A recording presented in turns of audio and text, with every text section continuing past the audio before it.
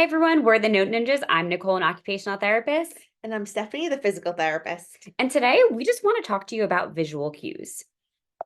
So, visual cues are so important for so many reasons why we use them to help enhance understanding, clarify complex movements, improve compliance, increase motivation, engagement.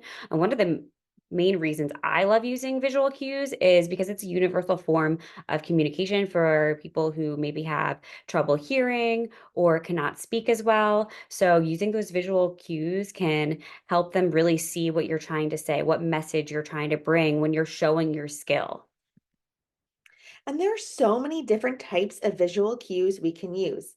One of my favorite are mirrors. I like to give a patient maybe a verbal cue first, and then put them in front of a mirror and see if they can self-correct. See if they can keep the right technique, use the right muscle.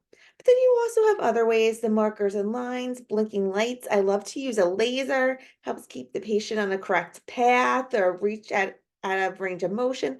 Any of those kind of things. We can use all of these different kinds of visual cues.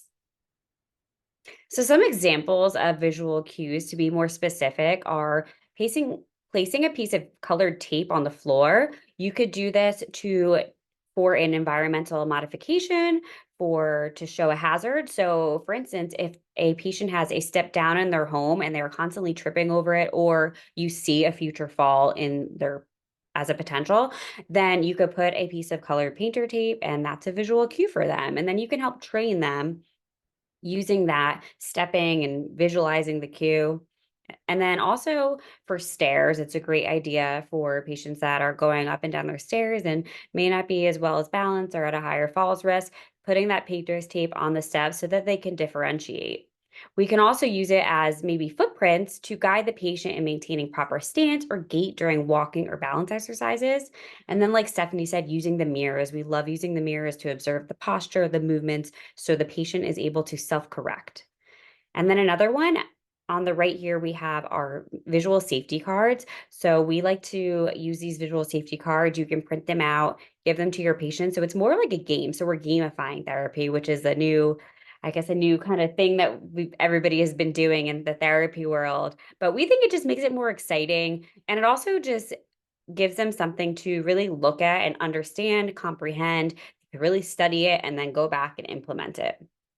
And It's then also great. I like using those too for education if somebody needs to take a rest break because we can't bill for a rest break. However, if we're using these cards to help educate, they can be resting at the same time they're learning and helping with carryover. right, you could do that in between gait training or balance training. Yeah, when they need that rest, pull out these safety cards, and it's a great skilled use of your time. Oh, yeah, we have them for free too. If you click the link in the description or even in the first comment, you can download these for free. So try them out and let us know if you like them too. Yeah, we're so excited to hear from you. So make sure that you tag us on social media, share the video.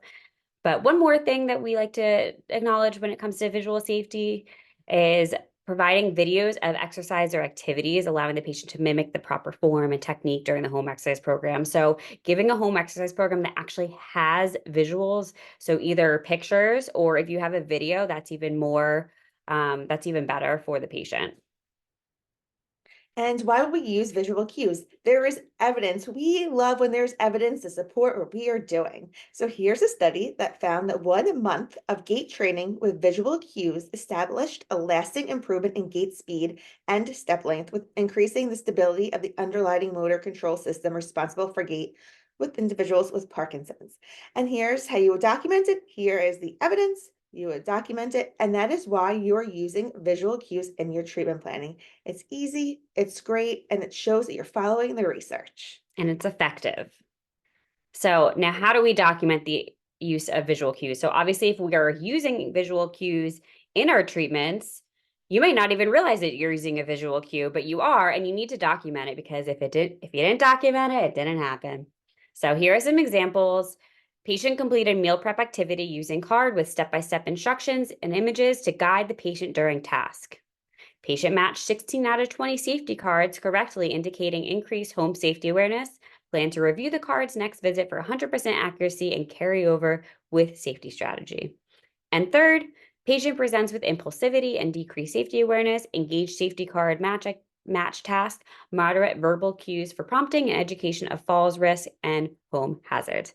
So as you can see, documenting visual cues, your use of visual cues and your skill does not have to be complicated, okay? So just make sure that you're following along, subscribe to the Note Ninjas, and we will keep giving you these documentation and treatment ideas.